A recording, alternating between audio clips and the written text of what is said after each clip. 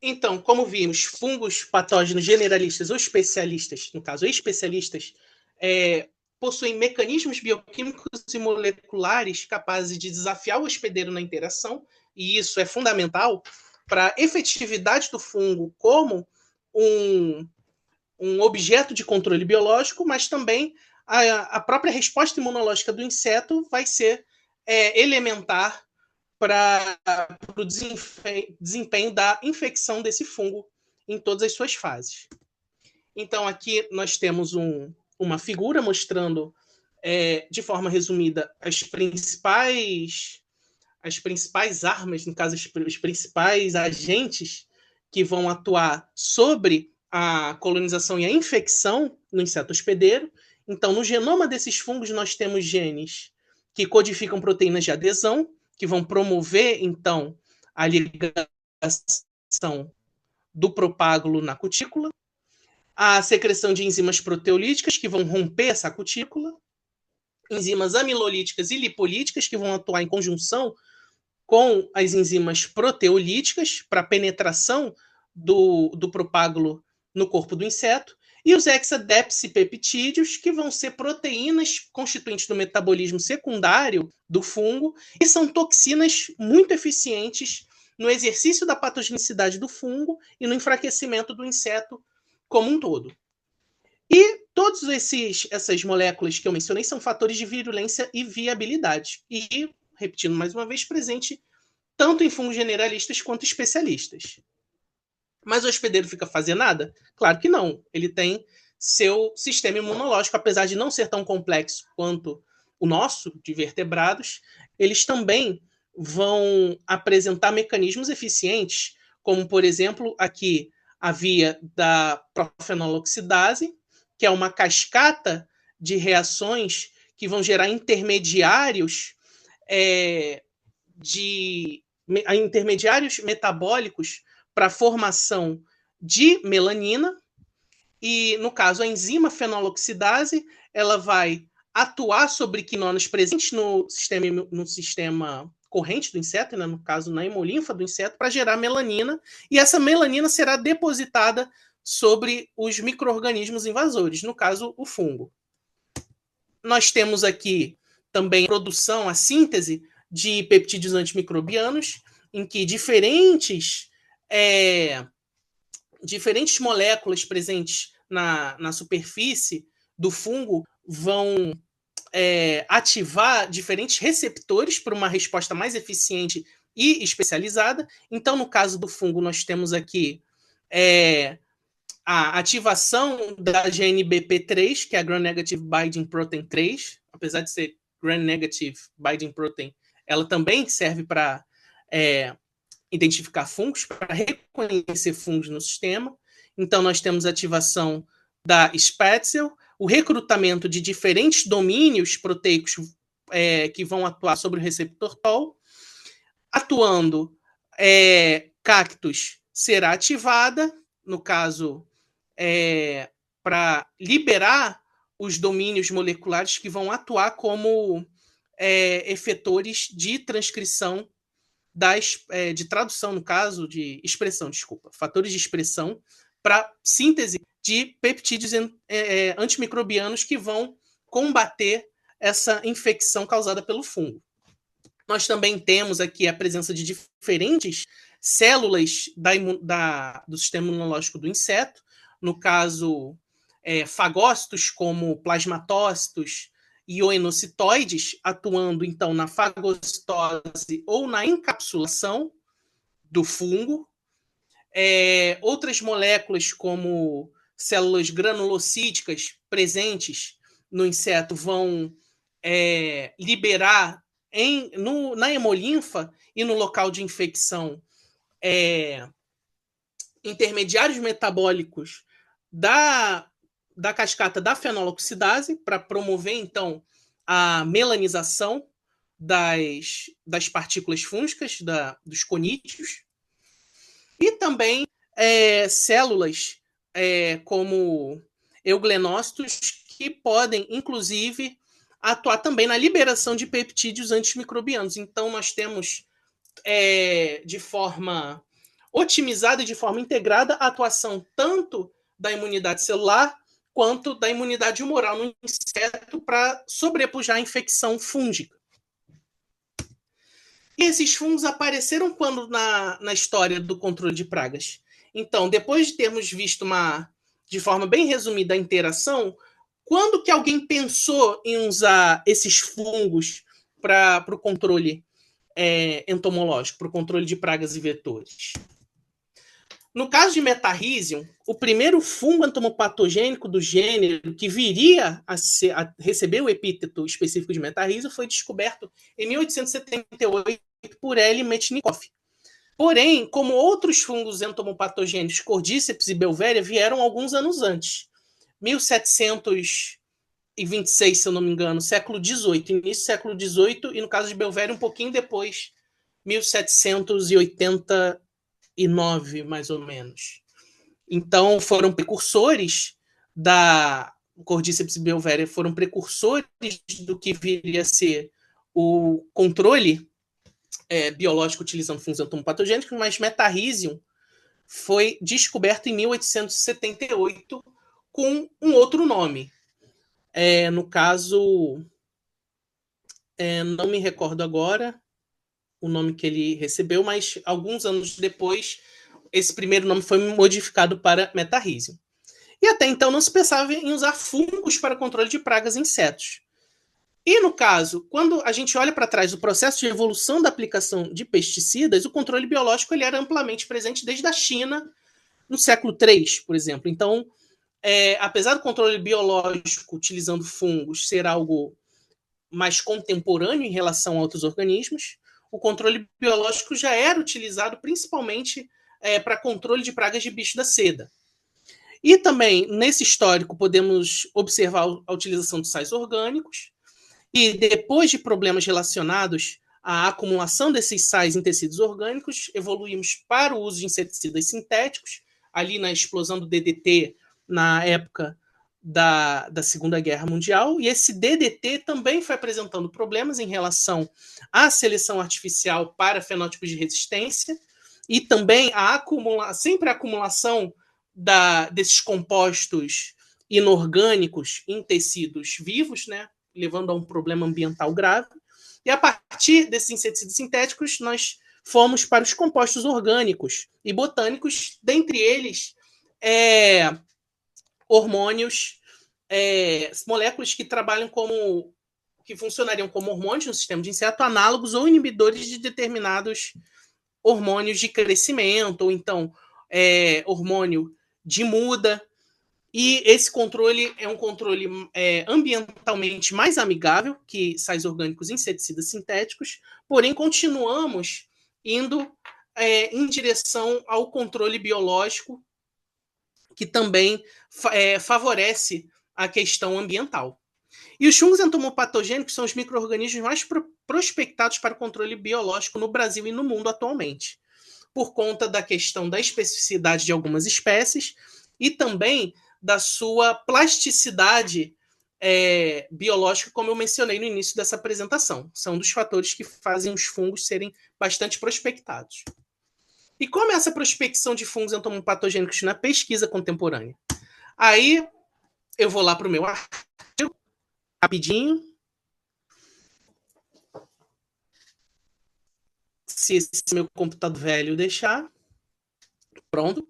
Então, nós temos aqui diversas ordens e táxons de insetos de relevância econômica, como pragas da ordem Lepidoptera, sendo alvos da aplicação de Metarrhizium, diversas espécies de Metarrhizium e Belvéria, Metarrhizium anisopli, Metarrhizium bruneum, em diferentes famílias desses insetos, no caso em Lepidoptera. Também vamos observar em diferentes ordens, como Coleóptera, família Curculionidae, que são importantes pragas agrícolas, como a broca do coqueiro, família Chrysomelidae, Brentide, Cerambicide, e aqui diversas espécies fúngicas, Metarrhizium bruneum, como por exemplo nesse quadro para Curculionidae, Belvéria baciana, Belvéria caledônica, várias famílias de de besouros, né, insetos da ordem Coleóptera.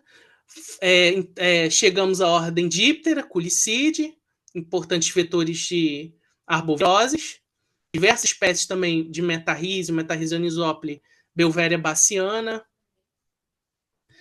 família Mucide, Tefritide, diversas espécies e também cepas que vão aumentar a diversidade de ação desse fungo, ordem Hemiptera, Ixodide, não só mostrando também que atua sobre insetos, mas também aracnídeos de importância médica. Então, nós temos aqui diversas espécies de carrapatos. Só dando também uma resumida, de forma resumida, a aplicação, né, desses fungos entomopatogênicos. E como conclusões e perspectivas, o investimento na pesquisa de entomopatógenos fúngicos é um caminho para a substituição de inseticidas químicos, como podemos observar nessa apresentação. Porém, dificuldades como particularidades metabólicas do fungo, especificidades em seu habitat, seletividade de hospedeiro e normatização de cultivo em laboratório são muito presentes nesse campo de pesquisa. Então, essa grande plasticidade do fungo é um pró em relação à perspectiva de utilizá-los como um organismo de controle, porém, quando chegamos ao laboratório, é uma etapa de dificuldade por conta da normatização e das etapas de pesquisa, nível laboratório, semicampo e campo. Então, ao mesmo passo que oferta uma boa perspectiva no campo da biotecnologia, para chegarmos ao produto final, enfrenta-se algumas dificuldades em relação a essa questão da normatização de ensaios. Portanto, a pesquisa voltada para o controle biológico sustentável a partir de fungos entomopatogênicos, principalmente de fungos do gênero Metarrhizium, é de suma importância para o desenvolvimento social e ambiental a médio e longo prazo, por conta principalmente dessa questão ambiental, de serem organismos ambientalmente amigáveis, né? E é isso, gente. Muito obrigado por terem aceitado o convite. É uma etapa que eu encerro com muito gosto e alívio, né? Depois de muitos burnouts e crises de ansiedade, para ver se eu estava no caminho certo. Acho que Bom, consegui terminar essa etapa. Muito obrigado.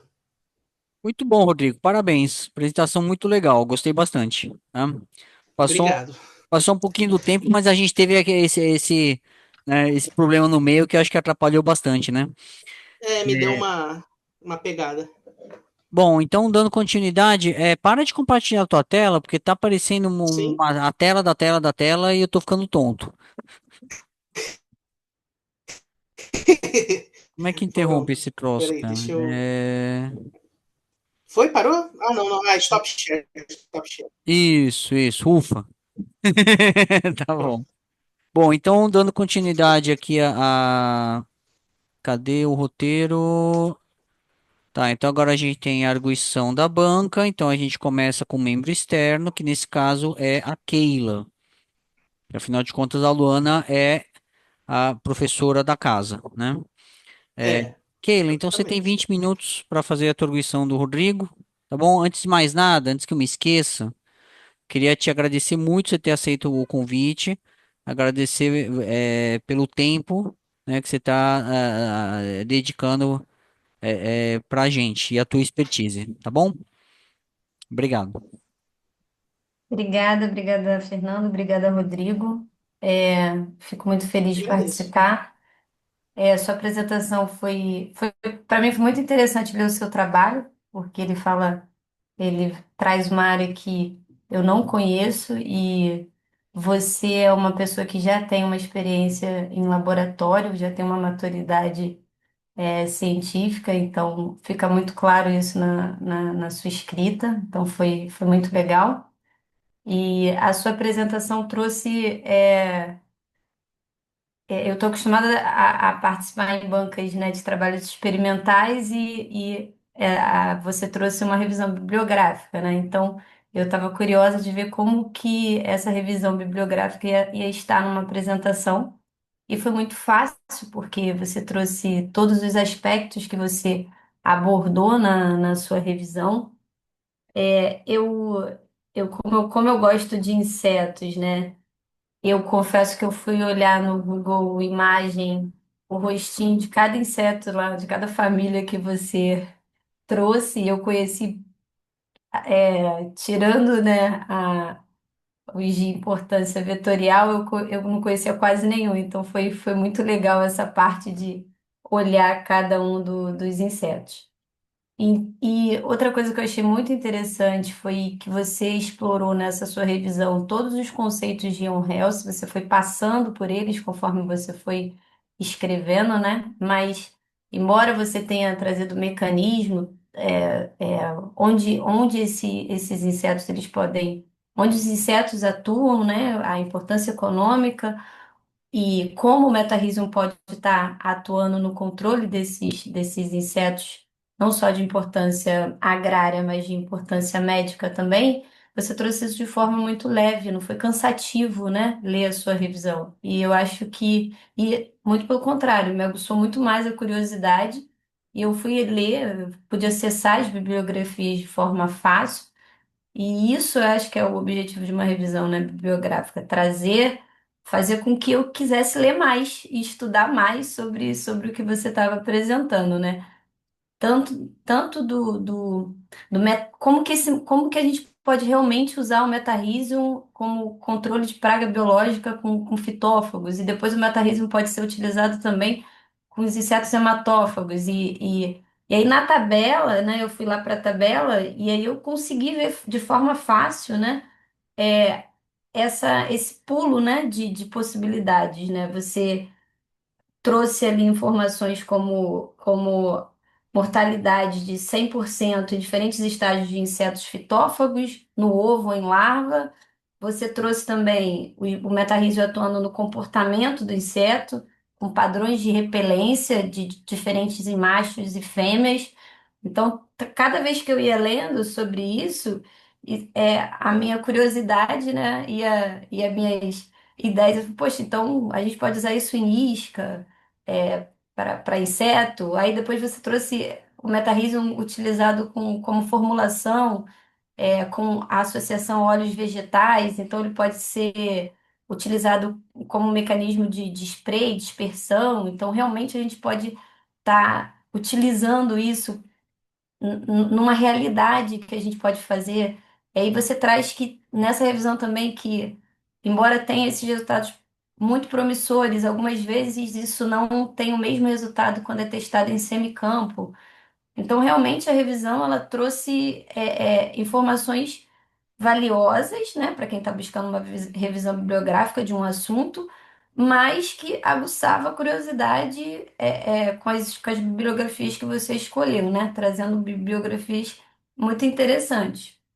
Você passou por Aedes, por moscas de estábulos, por exemplo, como os tomotes, então, que é um inseto que está associado ao boi. Então, será que a gente pode usar um fungo para tentar diminuir como um fungo entomopatogênico, trabalhando ali com uma mosca que afeta a produção de carne e leite?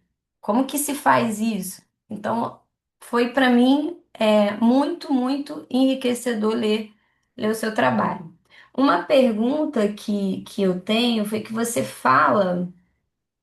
Então, assim, parabéns, a tabela está muito, muito prática, né? Foi que você fala que você conseguiu, nesse trabalho, reorganizar seis espécies. Foi isso? Como que foi É isso? Isso foi porque resultado da sua pesquisa bibliográfica ou nesse levantamento todo que foi você fez? isso. Porque o que acontece? O gênero Metarrhizium, ele é muito diverso e ao longo dos anos de estudo na literatura, ele passou por reformulações taxonômicas. Então, por exemplo, o fim do grupo de Deuteromicetos representou uma rachadura da antiga classificação, e ele foi colocado novamente em Ascomicetos, e por conta de diferentes características associadas a, por exemplo, RNA ribossomal, genes ITS, que são sequências intrônicas, essas diferenças moleculares entre cepas da mesma espécie, que eram da mesma espécie, e por essas diferenças passaram a não ser mais, e também entre diferentes espécies do mesmo gênero, toda essa diversidade ela foi sendo realocada ao longo da literatura. E eu exploro isso. Eu não quis botar na apresentação essa parte da reorganização, porque ela é muito ampla e são só 20 minutos. Então eu preferi focar mais no que eu propus a fazer, que a ampla revisão bibliográfica, ampla entre aspas, né? Poderia ter sido muito maior, mas aí foi o que o tempo permitiu. Mas a essa revisão bibliográfica, falar da questão metabólica, mas a questão que você levantou da reorganização, ela acontece até hoje.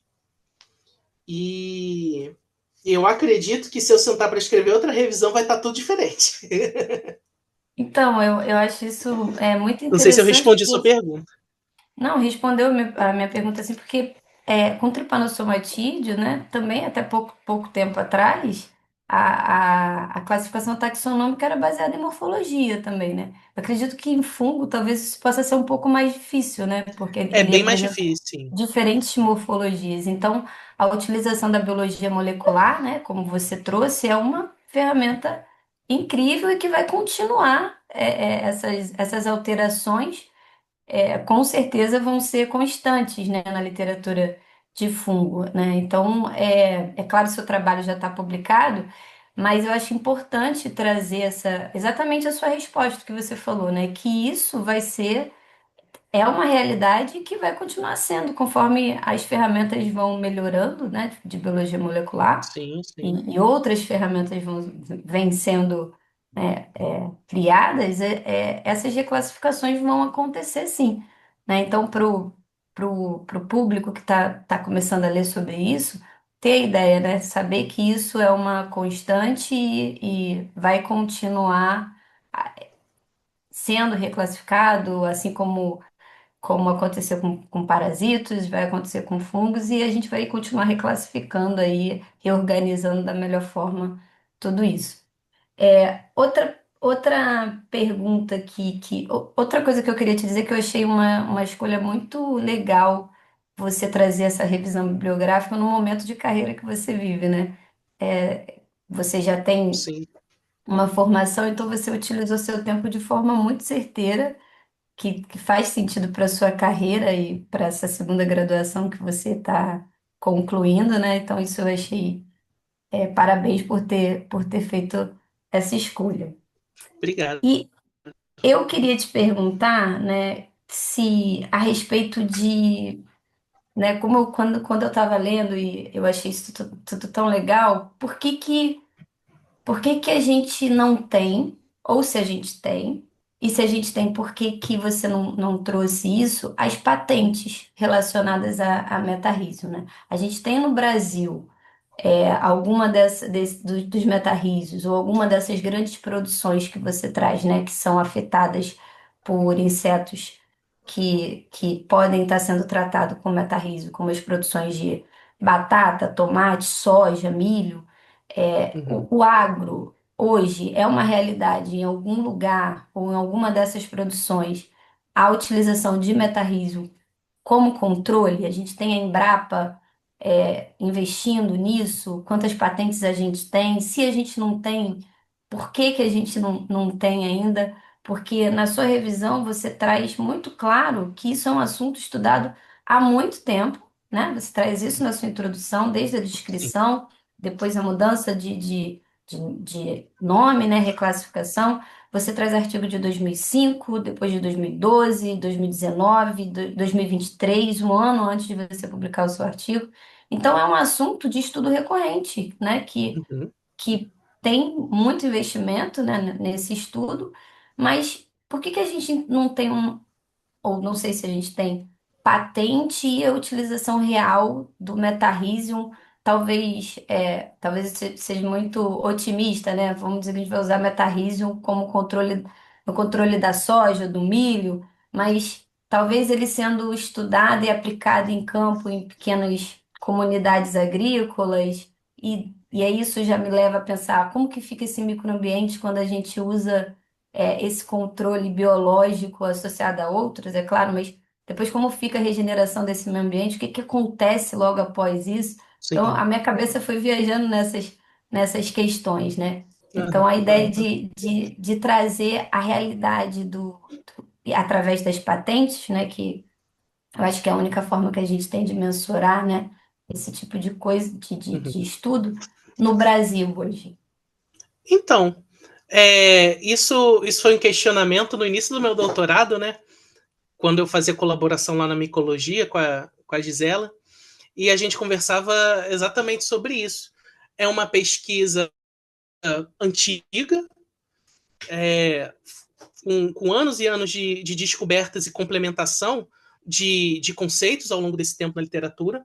Mas aqui no Brasil, por exemplo, existem produtos à base de metarrísio, existem micoinseticidas à base de metarrísio, só que não é ainda um fungo utilizado em ampla escala, em escala industrial, são para pequenas plantações. No caso desses produtos, eu não consegui acesso a dados de patente, então nem sei se formalmente pode ser considerado produto, mas existe esse micoinseticida com a fórmula de metarrísio, mas para isso no caso que eu estou falando é de controle de pragas, controle em pequenas plantações. Mas quando a gente pega grandes plantações e pega também controle vetorial, ainda é algo, não sei se é o termo certo que eu vou utilizar, mas é algo bem embrionário, né? Porque tem esse problema da normatização em ensaios de laboratório para semicampo e campo, para depois ser utilizado em larga escala industrial, né, em grandes plantações. E no caso, especificamente do gênero Metarrhizium, tem a questão do impacto, né, da divisão de Metarrhizium em espécies generalistas e espécies especialistas, porque também tem seu impacto usar um fungo que não é muito seletivo no seu hospedeiro para controlar grandes áreas, por conta de espécies não alvo, espécies importantes, como abelhas e besouros polinizadores. Então, a dificuldade de se ter uma patente própria e específica para se utilizar em campo, em grandes escalas, é justamente essa questão, a dificuldade de se padronizar o uso dessas espécies para controle de um determinado vetor, mas sem atingir o caso praga, né? Vetor ou praga, sem atingir espécies não alvo, né? Então é um caminho. E recentemente acho que foi a FAPEST, se eu não me engano, publicou uma pesquisa de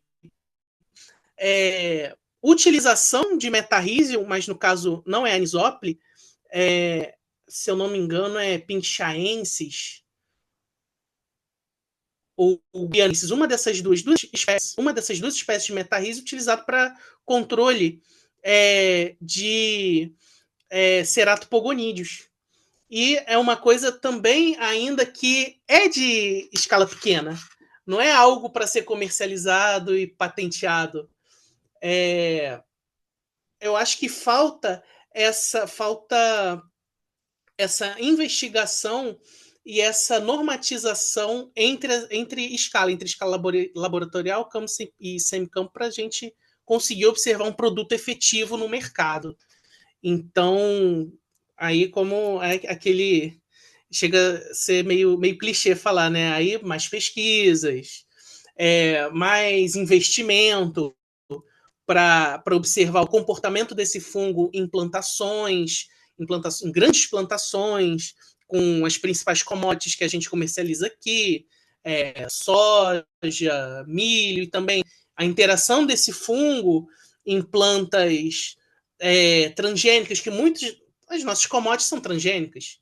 E esses fungos são endofíticos. Metarrhizium é um gênero majoritariamente endofítico. Então, estudos relacionados à interação desse fungo com plantas de diferentes perfis genotípicos, visando observar um impacto de fitness nesse fungo, falta esses estudos assim bem bem pontuais, mas ainda assim essenciais para a gente conseguir pensar e desenvolver um produto em larga escala. Mas, importando aqui, resumindo, nós temos produtos à base de metarrhizium, de espécie metarrhizium e metarrhizium anisópli, só que são produtos que não sei se têm patente, são produtos pequenos e pontuais que são utilizados em plantações locais. Então, a hortinha da minha sogra, por exemplo, se tivesse com alguma infestação de cochonilha, a gente poderia comprar e ver, mas nada para largar assim num drone a plantação de cana, a plantação de soja. Isso a gente não tem. Olha, mas eu acho que isso não diminui, né, em nada a importância, né, de todo o estudo do meta-riso, porque a gente está falando de Não. funções, de coisas diferentes, né? O pequeno produtor, né, o alimento que a gente está comprando aqui na feira e a grande escala de produção que está sendo exportada, que está suprindo, né, o mundo. Então, o mundo ficaria muito melhor se o pequeno produtor aqui usasse o meta-riso e eu pudesse comprar lá Com um certeza. alimento, né, mais amigável ao mundo. Então, e você trouxe também na sua revisão Aliás, eu até diria, pode terminar, por favor. eu seria até mais ousado em falar. Não, porque veio na minha cabeça. Às vezes não é nem de interesse das empresas farmacêuticas investir num método desse, né? Uhum. Acaba que fica nas mãos do pequeno produtor, das pequenas empresas que vendem a nível local mesmo. Então, é bom, né? Porque fomenta a pequena economia. E o cara, o mega empresário vendedor de agrotóxico não vai querer saber de coisa amigável É, para usar nas plantações dele, é, sendo mais político aí aqui, gente. Desculpa nesse. que eu Oi? ainda tô meio fígado depois do. Não, é que eu tô meio bolado depois de ontem, né, do julgamento do Fux, né? Sem querer, sem querer entrar Isso na. daí. Foi Acho que mal, todo foi. mundo dormiu mal nessa noite. Por favor, É, vamos evitar esse assunto. Volta pro Não, foco. vamos. Keila, a gente está chegando em 20 minutos, tá? Então eu vou pedir para você. eu só queria agradecer mesmo e parabenizar mais uma vez o Rodrigo por conta disso e por conta do trabalho, por conta. Isso você deu. Foi difícil para quem estava aqui para ler o seu trabalho, no sentido de o que a gente pode trazer, porque você trouxe um artigo publicado, né? Que então mostra a qualidade, o quanto o seu trabalho está bom. E eu concordo com os revisores que publicaram o seu artigo. Seu trabalho está muito bom, foi muito instrutivo para mim. Obrigada mais uma vez, foi um prazer ler o seu trabalho. Parabéns. Obrigado, Kelly. Eu que agradeço seu aceite. Bom, obrigado, Keila, pela arguição. Achei muito interessante os pontos que você colocou. É, mas eu me contive para não entrar na discussão, porque senão a gente vai passar muito do tempo, né? Luana, queria te agradecer. Bom, agora a gente passa a arguição para a professora que é do CDERJ, professora Luana Rastenreiter. Engraçado, eles não atualizaram o teu nome, né? Você mudou de nome depois que casou, não mudou? É esse. O sobrenome, o Westenheit usou depois do casamento. Ai, bom, É. enfim. Eu quero te agradecer, Luana, pelo teu tempo e pela tua expertise. Então agora a gente vai ouvir a arguição da professora Luana Rastenreiter, tá bom? Tem 20 minutos. Obrigado, Luana. Não, isso. Obrigada. Tá bom.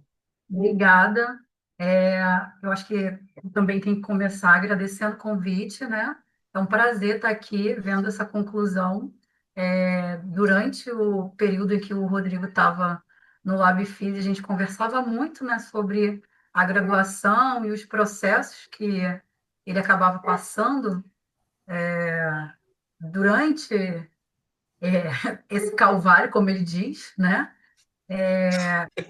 Eu fico muito feliz em ver é, essa finalização, né? Esse encerramento. E de uma forma tão grandiosa, né? Com um artigo publicado, um trabalho lindo, na verdade, né? Como a Keila mesmo falou, eu fiquei muito curiosa depois dessa revisão para saber mais coisas e mais aplicações em diferentes insetos. Eu acho que essa revisão ela dá esse aguça, né? Essa vontade da gente buscar mais alternativas ao controle químico e dar um pouco mais de valor ao controle biológico, né? Então, parabenizar pela escrita, tá excelente. Então, como você Muito mesmo disse, acho que obrigado. não tem muita coisa para a gente corrigir, né? Acho que não tem nada nem para a gente corrigir. É mais só para a gente bater um papo, né? Acho que é um pouco disso. Então, você fala um pouquinho, é só porque eu anotei aqui umas coisinhas para a gente conversar. Aí você falou sobre toda a tua revisão é sobre o metarrísio. Só que me bateu uma dúvida, tá? E aí realmente é por curiosidade. Na sua apresentação, você fala que a Belvéria ela é um fungo que já tinha sido escrito há mais tempo do que o metarrísio. Por que que Sim. você escolheu o metarrísio e não a Beauveria, por exemplo?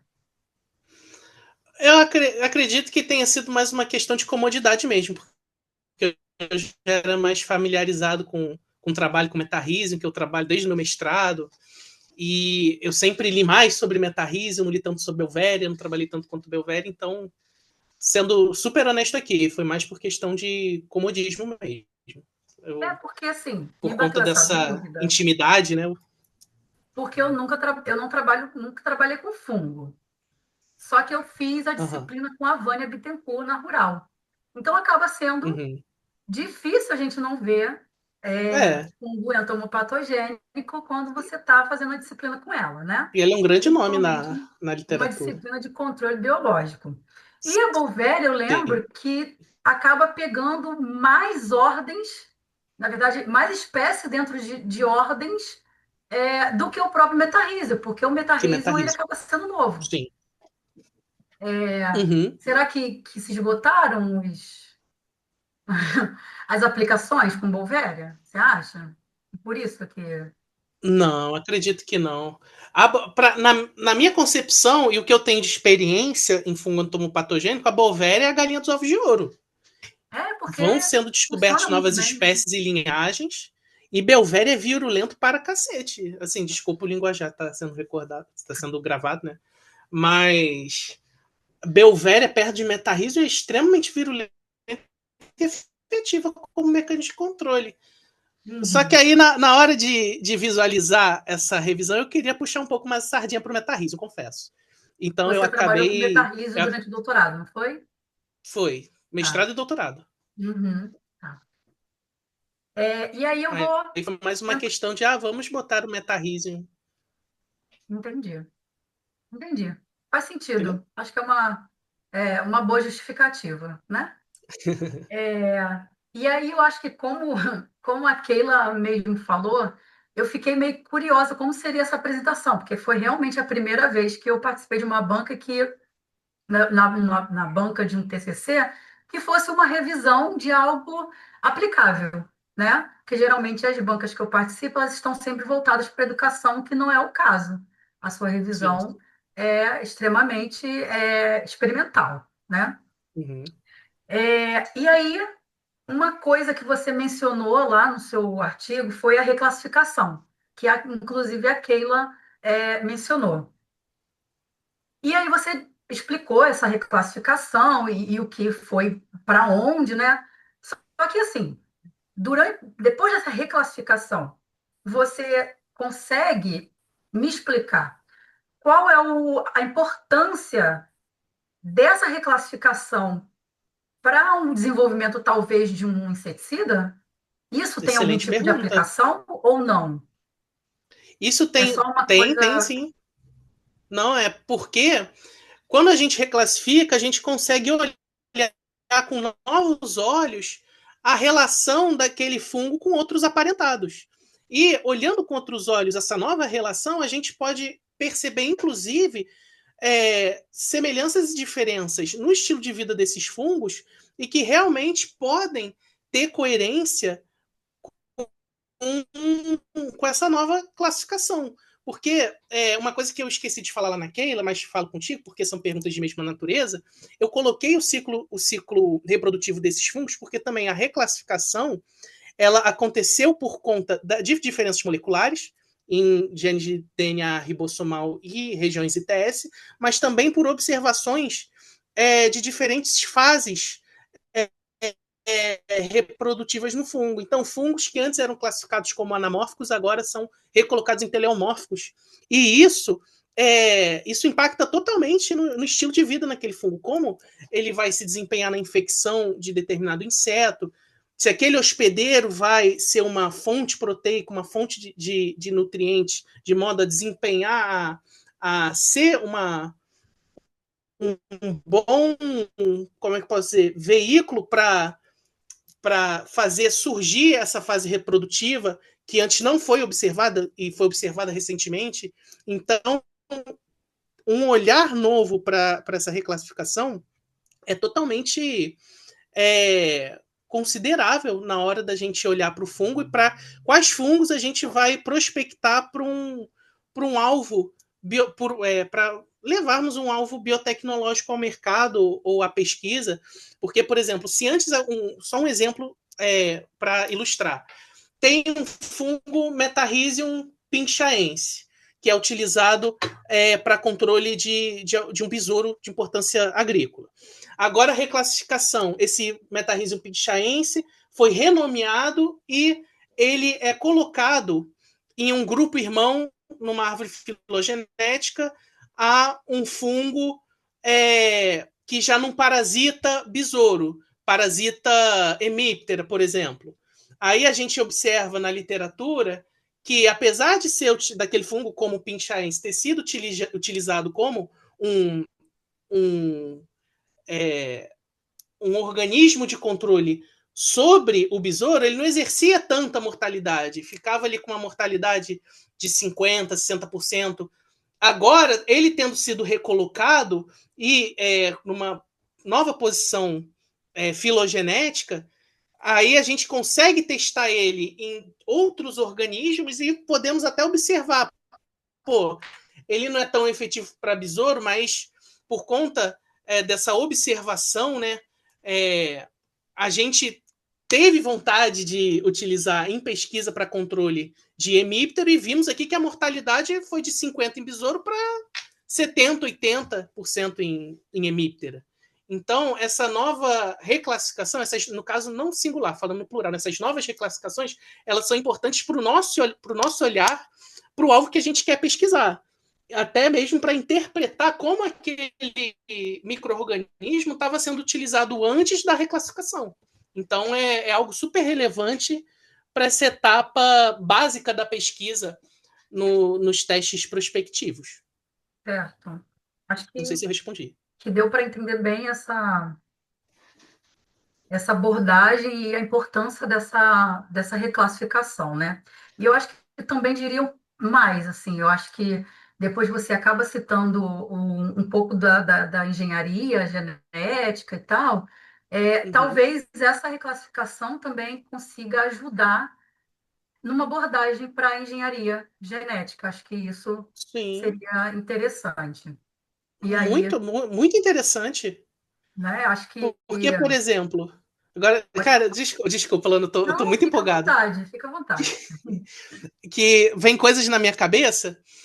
Você falou da engenharia genética associada à reclassificação. Por exemplo, eu observo determinada característica metabólica num fungo que é grupo irmão do fungo que eu estou estudando, mas esse fungo ele não tem determinado componente desse metabolismo diferencial encontrado no outro fungo. Aí, pô, esse fungo ele atinge insetos X e Y, mas o fungo que eu estou pesquisando só atinge Y. Aí eu vou lá, utilizo a engenharia genética para tentar incorporar essa característica faltante no meu fungo-alvo para ver se ele pega também aquele organismo, ou talvez pegue até mais.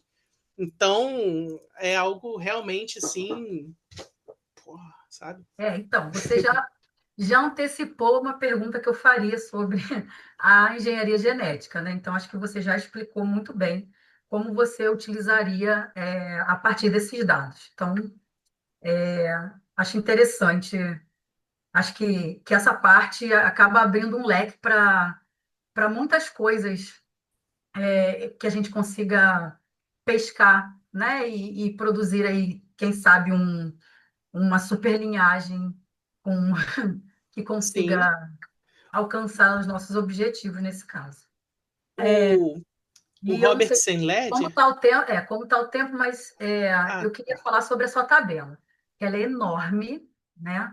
Tem muitas informações. Eu acho que contempla qualquer ordem que a gente tenha pensado em fazer alguma coisa. Mas uma coisa que me deixou intrigada é que nessa tabela você colocou aí várias espécies e muitas ordens que são que já foram utilizados o metarrhizo, né? sim. Mas dentro dessa tabela aí, qual sua opinião, tá? Tá. Qual você consideraria assim, o mais promissor baseado na revisão que você fez? No caso, a ordem de inseto mais promissora para as pesquisas? Isso. Olha, atualmente, por conta da relevância nessa questão de saúde pública, díptera, mais especificamente culicídios. Aí eu vou para a tribo Anophelines e Aedines, porque nós temos aí um cataclisma global anunciado, né, por conta do aquecimento. Então, aqui nos trópicos, nós sentimos cada vez mais esses efeitos do aquecimento. Então, a gente observa em períodos do ano que não costumávamos a ressurgência de mosquitos, de diversos mosquitos de importância médica. Então, eu acho que, e basicamente, a população adulta de mosquitos ela é controlada majoritariamente, se não unicamente por inseticidas químicos, passa fumacê aqui em casa de vez em quando, nas épocas de abundância de mosquitos. Então, eu apostaria minhas fichas no controle biológico voltado para esses vetores culicídios. Claro, não tirando a importância das pragas, dos outros vetores, mas eu acho que por conta dessa reemergência, né, de mosquitos e por conta dos aumentos das temperaturas que favorece a proliferação desses insetos, acho que seria um palpite válido, né? Acho que respondeu bem, assim. E aí, falando de fungo, eu acho que acaba sendo inevitável a gente falar sobre o custo dessa produção, né? Com certeza. Assim como a própria Keila estava falando sobre patentes, empresas que trabalham fabricando esses entomopatogênicos, né? Sejam fungos, bactérias, enfim. E aí, realmente, eu tenho são duas questões aí nesse caso, né? E aí, a Uhum. primeira relacionado à curiosidade mesmo, porque eu não faço a mínima ideia, mas eu sei que em bactérias tem uma grande vertente aí quando a gente fala de mutações e quando a gente está cultivando como pequeno produtor, quando está se Uhum. cultivando, as bactérias elas sofrem mutações muito rápidas, Sim. então acaba que quando a gente inicia o processo achando que é uma bactéria, e aí quando vai daqui a uns 3, 4 meses, não é mais aquela bactéria, né? A gente teria esse mesmo problema com fungo? Eu não sei, é realmente uma dúvida. Então, não com a mesma intensidade, porque por conta desses fungos, principalmente os ascomicetos, serem majoritariamente de ciclo de vida assexuado, então perpetua-se muito o seu genótipo ao longo das gerações. E no caso também de modificações gênicas por conta de crossing over, isso acontece de forma bem pontual em Metarhizium, que se descobriu uma fase teleomórfica. Então, basicamente, o que observaríamos de variabilidade genética em Metarhizium seriam nesses momentos raríssimos de reprodução sexuada, mas o que predomina mesmo é a perpetuação por gemação, fissão binária dos conídeos. Então, respondendo sua pergunta, não seria tão variável assim. Eles teriam um genótipo mais estável.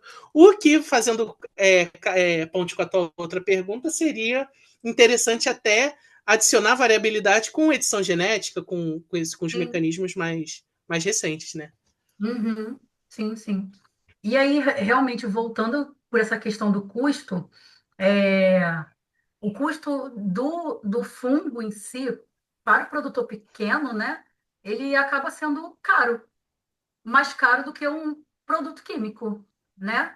Então, eu Uhum. acho que por conta eu acho que isso é um dos grandes impasses que a gente tem em ampliar esse uso, né, do próprio entomopatogênico, que acaba sendo muito Sim, custoso para um pequeno produtor, quando comparado, e aí a eficácia, na verdade, acaba sim. sendo demorada, porque não morre de um dia para o outro, né? Acaba Tem isso também, verdade. O ciclo e de aí, vida, às vezes o inseto. Por isso que também essa questão de conhecer o hospedeiro é importante, né? Porque às vezes o inseto ele tem alguma permissividade inicial à infecção, mas depois é refratário e o fungo ele é superado na infecção. Então, realmente, e em relação ao custo também, porque é, é, eu só para não complementar, mas adicionar um pouco de coisas da minha vida. Tava até no Labfis, não sei se você lembra uma menina que era de Minas. Ela tinha um conhecido que trabalhava numa indústria de entomopatógenos.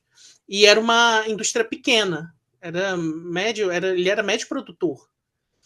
E as maquinarias eram abundantes para produzir uma massa fúngica necessária para ele utilizar nas pequenas plantações que ele comercializava ali. Então, só ratificando o que você falou, realmente é muito caro por conta das demandas que o fungo precisa, tanto demandas energéticas quanto demandas de oxigenação e e também de nutrientes capazes de promover a diferenciação desse fungo, porque não só conídeos são usados, tem outras formas como blastosporos que eu utilizei no meu doutorado. Então, realmente, por mais que o meio em si não seja caro, que utiliza-se muito maisena, açúcar, arroz, não é tão caro, mas o aparamento, as máquinas, os reservatórios, tudo isso é bastante caro. Isso dificulta a vida bastante de um pequeno produtor que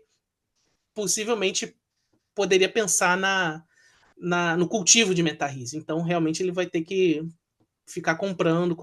Aí é uma pedra no sapato, né? é. E assim, Luana, desculpa te interromper, mas eu achei esse nada. assunto muito, muito interessante, né? E o que você trouxe, o que o Rodrigo trouxe também, mas da gente estar pensando nessas possibilidades, lembrando dos dejetos dessas grandes indústrias que a gente tem, né? A gente no Brasil é produtor de açúcar, então o fungo, ele pode, né? Se a gente é óbvio no mundo, né, ideal, criar um ciclo de utilização, né, da indústria de cana, da indústria de arroz, dos dejetos que dessas grandes produções agrárias que a gente tem, a gente passa a viabilizar coisas que são caras, por exemplo, né? Que poderiam estar sendo aplicadas. E mais uma questão que entra, né? Que eu acho que a universidade é incentivando pequenas startups, pequenos cientistas Uhum. querendo criar aplicações, né? Mesmo que não sejam para grandes aplicações no agro, mas para os pequenos produtores, para as produções locais com uma outra visão, né? E utilizar essa cadeia enorme que a gente tem já de produção de inúmeras coisas para estar fomentando isso, estar fomentando essa ideia. Então, se é caro, se a gente não tem como, e a gente tem uma indústria que já utiliza isso, tem esses dejetos, a gente pode utilizar, por que não, né? Por que não É. acontecer essa conversa e viabilizar esses produtos, né? Eu acho que a grande resposta da sua pergunta, seu questionamento, do porquê não, eu acho que é por conta financeira. Eu acho que o Sim, custo financeiro para que isso aconteça, ainda que seja mais sustentável e que seja melhor, né? Isso é muito custoso. É, acaba sendo, acho que como produtor, e aí a gente está falando do agro no geral, prefere comprar um inseticida químico que custa, sei lá, R$ 1.000 do que comprar fazer uma estrutura dessa e reaproveitar coisas, porque isso aí acaba tendo um custo a mais é, sim. numa, num sistema maior, sabe? E aí pode ter, acho que esse seria o grande ponto, custo financeiro. Acho que É, é isso. Acho que esse é o grande ponto do porquê não está numa escala maior a situação, sim. o uso desses fungos e entomopatogênicos no geral. E a Enfim, manutenção também é cara. então, exato, a manutenção é muito cara. E quando a gente está falando de um produtor que tem um sítio, que ele fornece alface, é, e verduras para 3 supermercados ali da região, eu acho que pensando nessa estrutura toda, ele vai sempre colocar na ponta do lápis o que é mais barato, né? Sim. Mas, enfim, eu acho que encerro aqui meus questionamentos. Eu realmente agradeço muito o convite, fico realmente muito feliz por estar aqui nesse Eu tô muito encerramento de feliz. ciclo, né? E um trabalho tá lindo, de verdade. Tá muito bem escrito, muito bem estruturado e tá guardadinho ali para futuros projetos. E Bom, mais uma vez, Amém. parabéns. Obrigado, Luana. bom, obrigado, Luana, pela arguição. Eu vou fazer alguns comentários rápidos aí para a gente poder encaminhar a sessão. Realmente orientar o Rodrigo nesse processo foi muito legal, foi um desafio grande, né? Eu acho que a Keila ela foi muito feliz na fala dela, na questão do uso do tempo, porque realmente é. E é engraçado, eu vou fazer um adendo à resposta do Rodrigo, né? De que ele escolheu o MetaReason porque foi mais cômodo, mas na verdade não. Eu acho que o termo correto é que você fez um recorte porque era o tema do seu doutorado, né? Você escolheu trabalhar, fazer uma revisão com MetaReason porque era o tema sobre o qual você estava se debruçando. Então, é É claro justo. que Bovéria tem um impacto maior, etc e tal, mas o foco do seu projeto, o foco dos seus estudos era essa espécie, e foi muito conveniente você fazer essa revisão, especialmente porque começou eu acho que foi durante a época da Foi pandemia, da pandemia. o laboratório estava Escrevi o meu primeiro. fechado, então aí você teve essa ideia, essa iniciativa de fazer essa revisão, e realmente foi uma iniciativa muito feliz. E aí, aproveitando a fala da Keila, que eu achei muito legal, é, é assim, eu acho que foi um desafio trabalhar nessa revisão, justamente porque durante a época da pandemia teve esse boom, né, de gente caçando coisa para fazer, né? E aí você teve uma explosão dessa moda que surgiu, que eu não sei se é bom ou ruim, das revisões sistemáticas, né? Todo mundo começou a fazer revisão, né? E aí alguém resolveu Uhum. organizar essa bagunça, né? Aí surgiu a tal da revisão sistemática. Se você não tomar cuidado, é um troço chato, inútil, certo? É mesmo? E que não desperta interesse nenhum, entendeu? Assim, então, tanto que teve até uma discussão É do, só da, só da, pra da, botar nome, da- né? pois é, da onda de revisões que surgiram, que ninguém tá lendo, que foi um negócio só para a pessoa botar no currículo, né? Assim, eu acho que no Brasil até que não aconteceu tanto isso, mas se você olhar internacionalmente, a quantidade de Ah, é. revisão que apareceu em revistas de baixo impacto ou revistas novas, uma coisa Uhum. impressionante, entendeu? Hoje em dia, se Sim. você entrar no ChatGPT e pedir para ele escrever uma revisão de 20 páginas sobre um assunto tal, ele vai escrever. Você entende? Então, Aham. assim, e isso é uma coisa que a gente precisa realmente refletir muito e ficar muito atento, sabe? Então, o desafio que eu tive que a gente teve, né, como aluno e como orientador, Sim. foi transformar uma revisão sistemática numa revisão não sistemática, né? Que, Não, que, que, exato. que fosse interessante, que fosse Nos útil, principais pontos. né? E que fosse, Sim. e que apontasse caminhos. Então, acho que esses são os grandes pontos que a gente tem que guardar desse processo para os trabalhos futuros, para as revisões Uhum. que o laboratório vai escrever daqui para frente, que você, Rodrigo, também vai propor daqui para frente, né? Então, eu acho que foi um aprendizado muito grande. Foi. Aproveitando a fala da Luana, eu acho que vale a pena. Essa questão de custos, elas têm duas perspectivas interessantes, né? Que é, que é a questão o que define custo, né? É a escala da produção, que é a demanda, né? Se você tiver uma demanda grande, você vai ter os custos vão ser absorvidos na escala da produção, né? Na verdade, o que vai definir a demanda por bioinseticidas, né, é o ciclo econômico dos inseticidas químicos. E aí você tem Uhum. indústrias que têm produtos que estão na praça e que vão trabalhar para estender o ciclo de vida econômico desses produtos ao máximo. Tanto que, assim, muita coisa que é vendida no Brasil está sendo vendida no Brasil porque ela foi proibida nos Estados Unidos e na América, e na Europa. Então, assim, o, o, o bioinseticida só vai ser barato, né, quando você tiver um interesse de mercado, tá? E aí é interessante pensar em fazer dois ganchos aqui, que é o seguinte, eu acho que a fala das duas foi muito feliz, assim, eu tô adorando essa defesa, tá? Tá sendo uma discussão muito, muito legal. Porque aí tem duas coisas, assim, quando a gente fala em dificuldade de crescimento de fungo, ela só acontece no laboratório, né? Porque a indústria sabe cultivar fungos muito bem, né?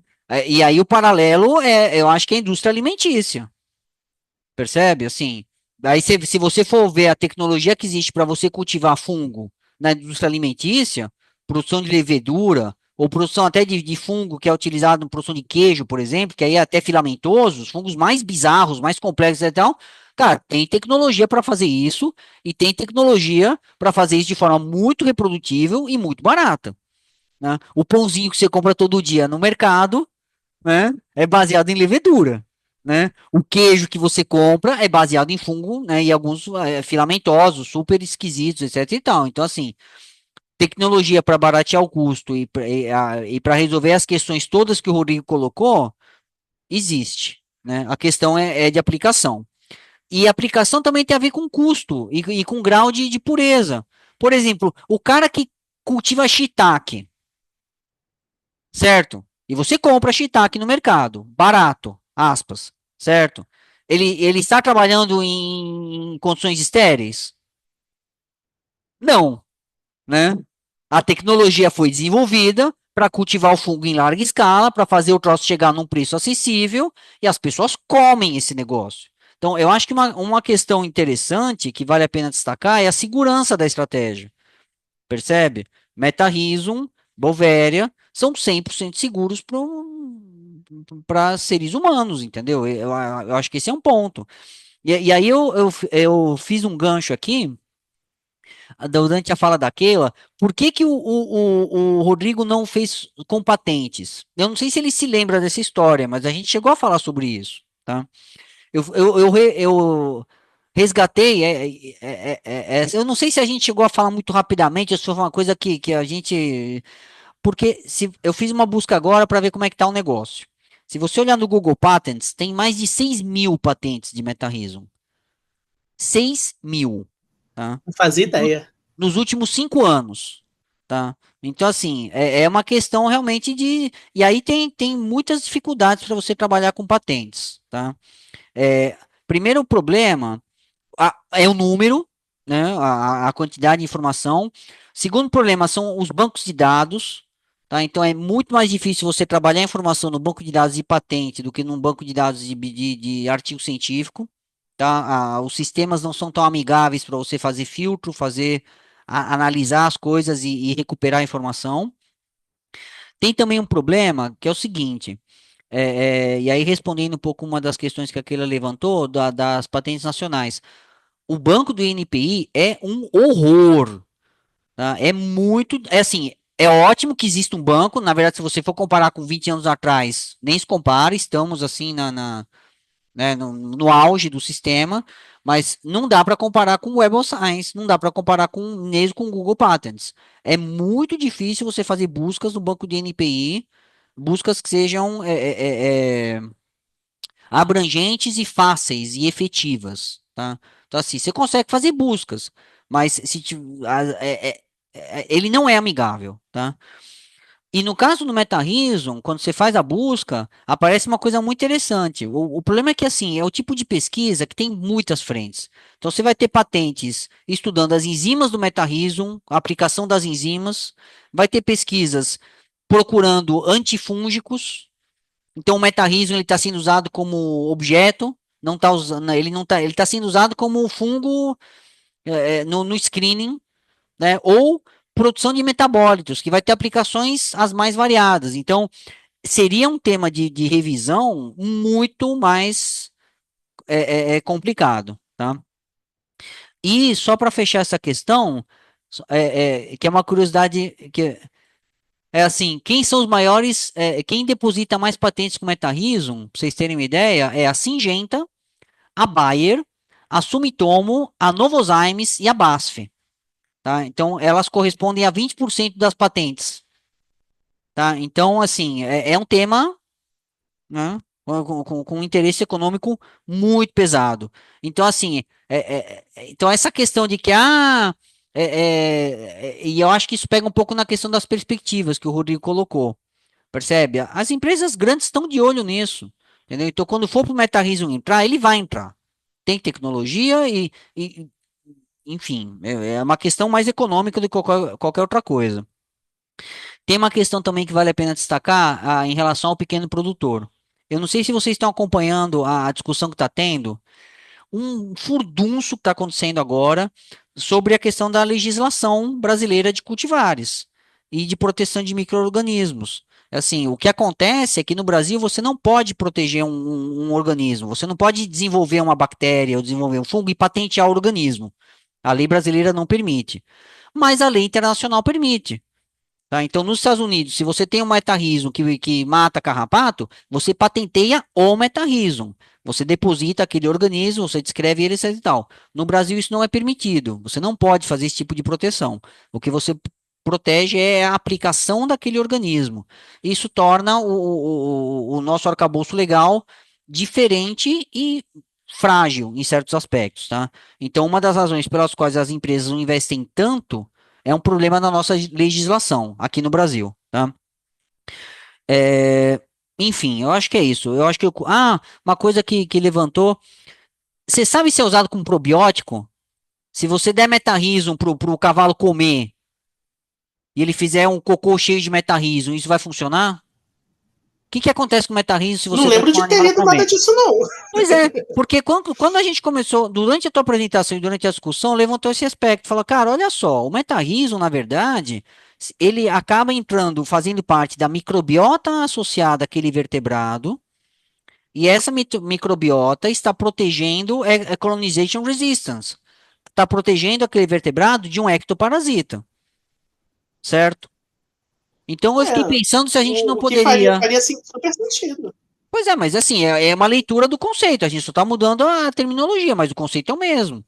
Então eu fiquei Sim. curioso de saber se a gente pode colonizar um vertebrado com metarrhizum na microbiota intestinal e isso para fazer parte de um ciclo de proteção, entendeu? Percebe? Se você puder Uhum. dar cápsula de metarrhizo pro cachorro, entendeu? Para proteger ele de carrapato, porque ele vai ficar no ambiente, entendeu? Quem vai produzir metarrhizo vai ser o próprio vertebrado. Percebe? Ele vai se desenvolver. Mas aí, Fernando, aí tem que ver a questão do sistema imunológico do animal, porque já foi, você falou do lance de ser inofensivo para humano, tem casos pontuais de micose sistêmica por micose local e sistêmica por metarrhizium, mas por conta de imunodeficiência Uhum. da pessoa, aí teria que fazer toda essa avaliação. E eu acho que se a gente falasse de herbívoros, né, ainda mais ruminantes, porque é um fungo endofítico, né? Se a gente tratasse primeiro a planta com o metarrhizium para ele se desenvolver melhor na planta e essa planta o animal vai comer, aí pô, seria um projeto brabo Pois é, não, mas eu para tô ver se ele pensando. realmente vai desenvolver.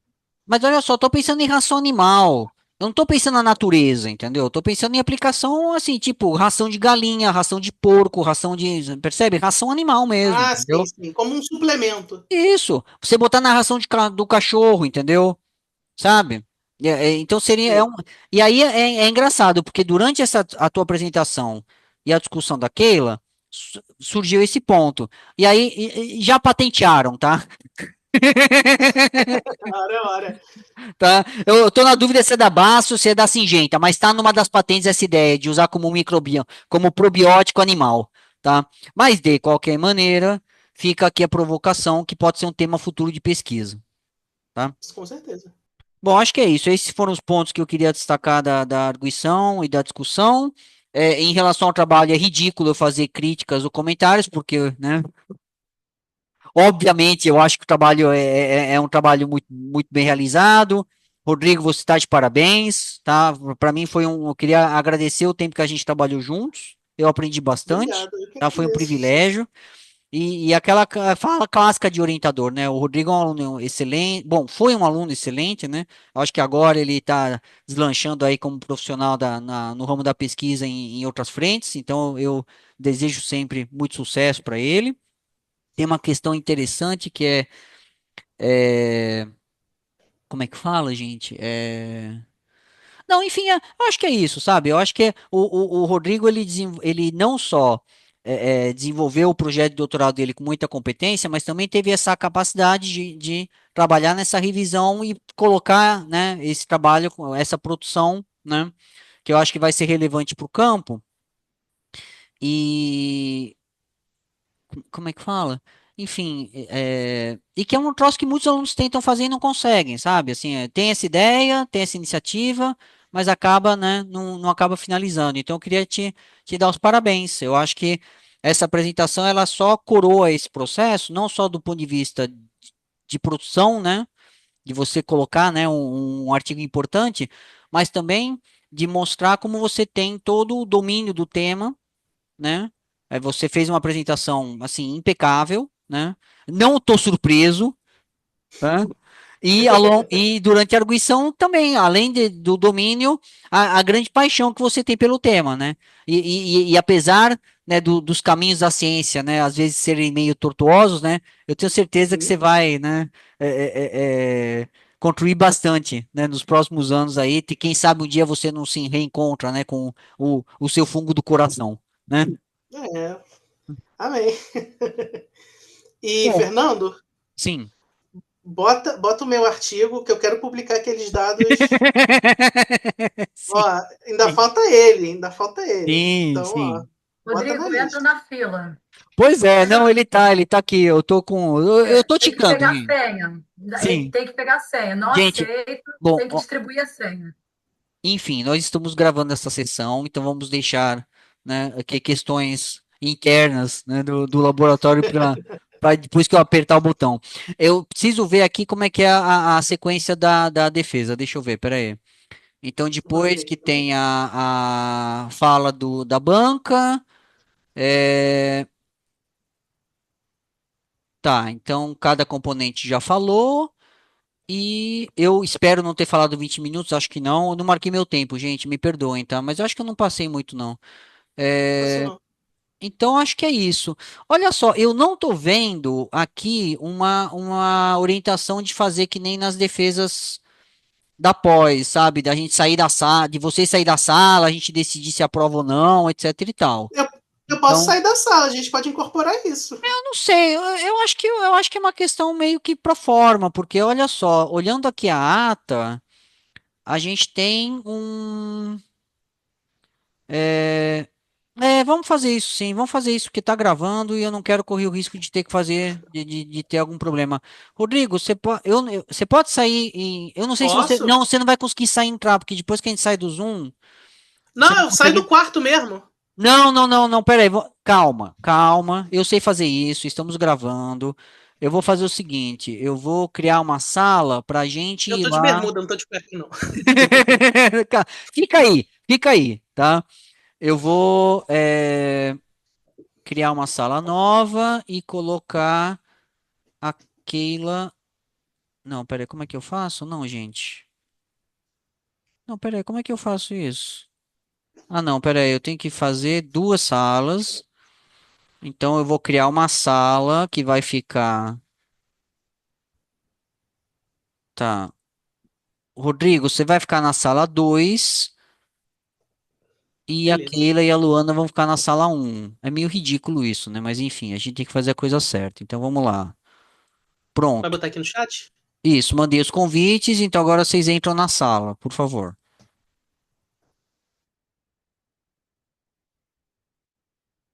Oi,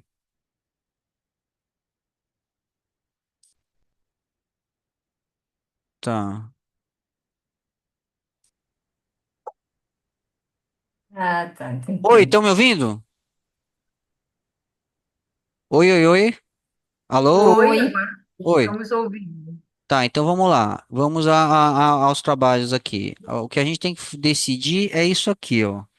É muito simplesinho, tá? É um documento, tem uma ata aqui, aí tem a assinatura nós três, é aprovado ou reprovado, e se, na verdade, assim, aqui eu só estou vendo esse campo de se tiver sugestões de mudança de título. Tem uma coisa aqui na orientação da defesa que é o seguinte, quer ver? É, eu tenho que indicar se ele foi aprovado ou não. Quer ver? Mas eu vi um lugar aqui, cadê?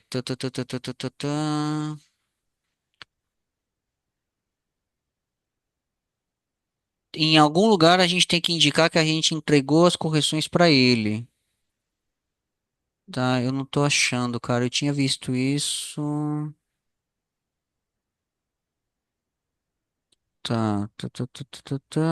Todo o processo de defesa deveria ser gravado. Assinatura da ata. Tá, tá, tá, tá. Não, acho que não tem, não tem lugar para a gente registrar isso, tá? O que a gente vai ter é que enviar Uma das vias da versão final. isso, isso.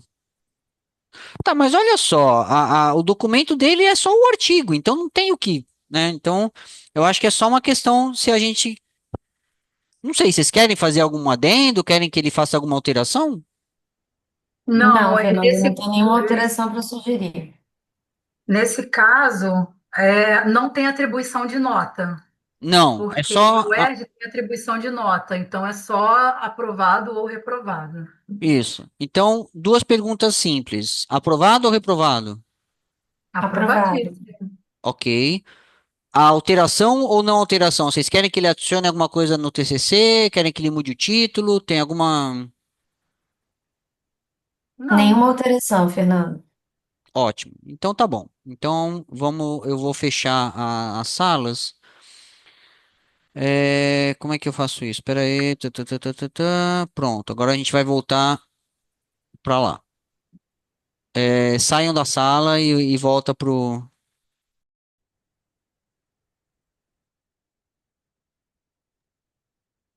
Ué, cadê o Rodrigo? Cadê ele? Perdemos o Rodrigo. Será que ele foi tomar um café e esqueceu da gente? É, ele tá aqui na sala 2 ainda. Na sala. Pede a ele para sair. Você tem acesso à sala 2, pede a ele para voltar. Ou então desfaz a sala 2. É, não, então eu não consigo fazer isso, porque ele tá na sala 2, mas a sala 2 ela vai fechar automaticamente em 20 segundos, então ele tem que esperar. Não tem, não consigo fechar imediatamente. É, que mico. Bom, espero que ele não apareça de bermuda. Ele falou que tá de bermuda, né? Espero que ele esteja mesmo de bermuda quando ele aparecer, né? Ó, apareceu, legal. Rodrigo, você nos ouve? Ovo! Então tá bom.